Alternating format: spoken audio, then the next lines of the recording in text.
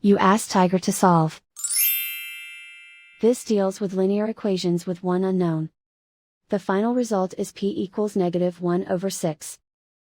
Let's solve it step by step. Group all constants on the right side of the equation.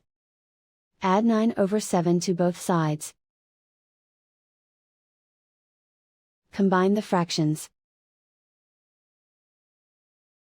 Combine the numerators. Reduce the zero numerator. Simplify the arithmetic. Combine the fractions. Combine the numerators. Find the greatest common factor of the numerator and denominator. Factor out and cancel the greatest common factor. Isolate the s. Divide both sides by 12. Simplify the fraction. Find the greatest common factor of the numerator and denominator.